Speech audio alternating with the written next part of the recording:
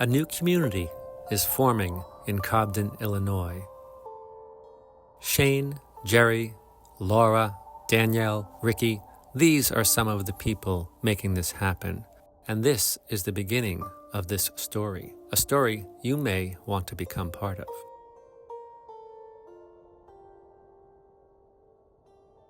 I see this place as a unfurling lotus where each petal is a part of the system.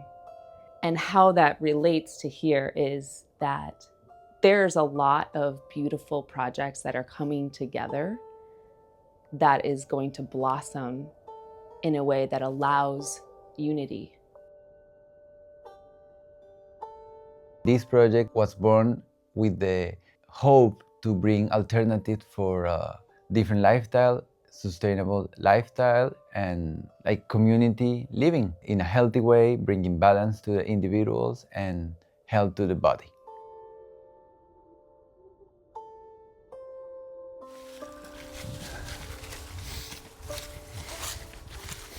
In the pandemic of 2020, I bought the Cobden cottage. I styled it to sort of be the quintessential country cottage, like the kind of place that you'd want to come home to after, you've been out in the world. The world can be brutal.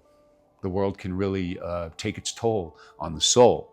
So I wanted to create a home for myself that I could retreat to. And so I also wanted to offer that to other people.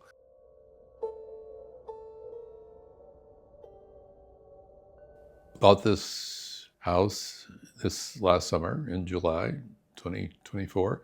But this part of Southern Illinois, Union County, Cobden, Alto Pass area where we are, has always been God's country for me.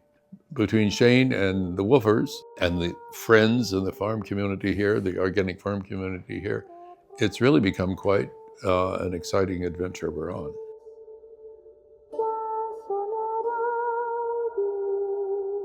The Butterscotch Castle is a song that was released in 1976 by the Captain and Tennille. It was a song about, a perfect or idealized home.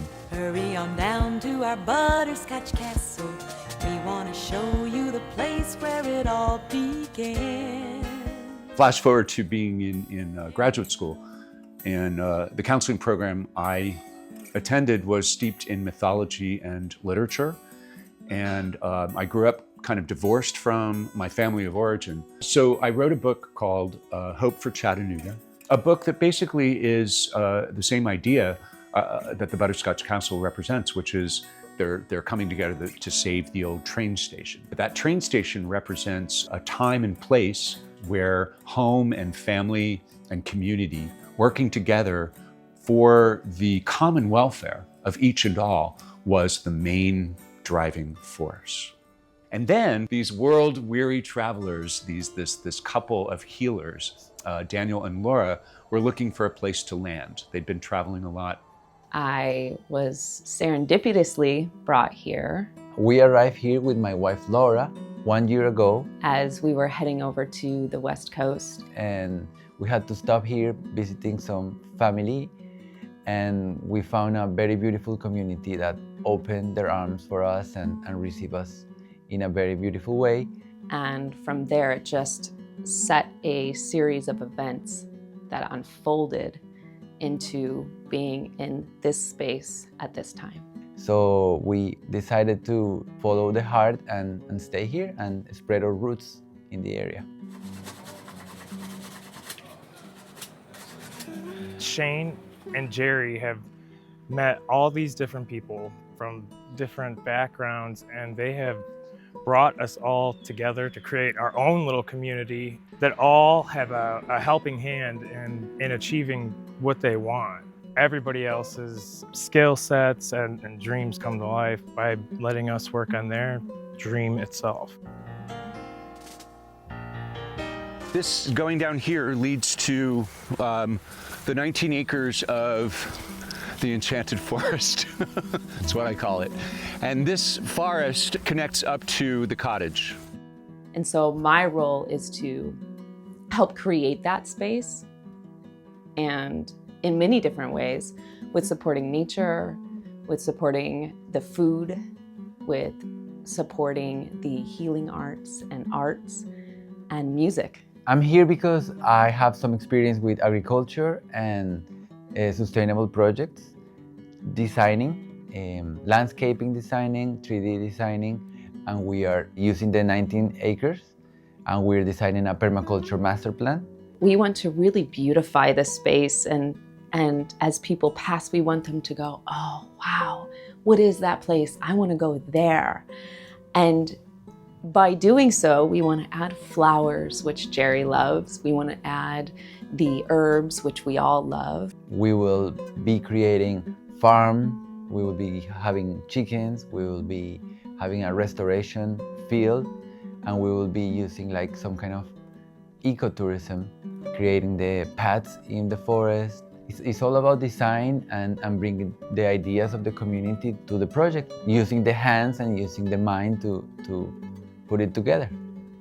I also see a greenhouse with plenty of vegetables that we can do year-round.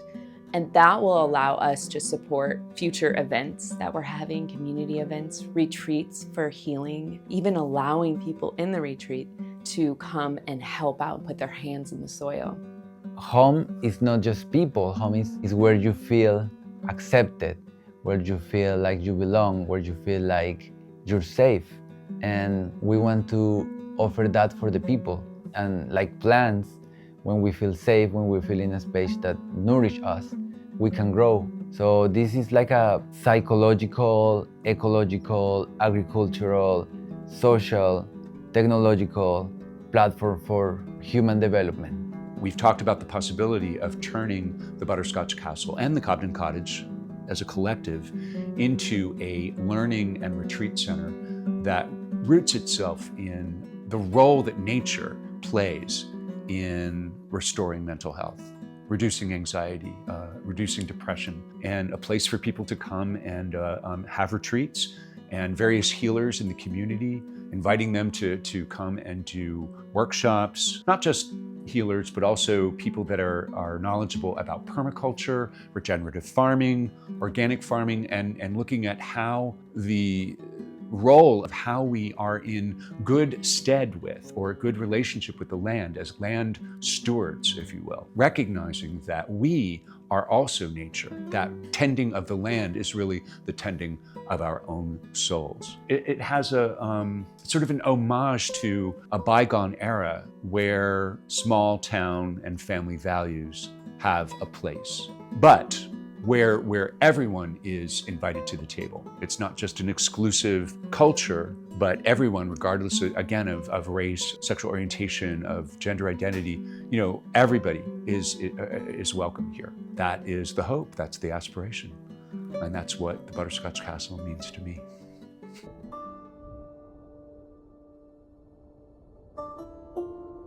If you're watching this and these are ideas that appeal to you, I say, come, join us. We would love to create a community in which we bring out the best in ourselves and the best in each other.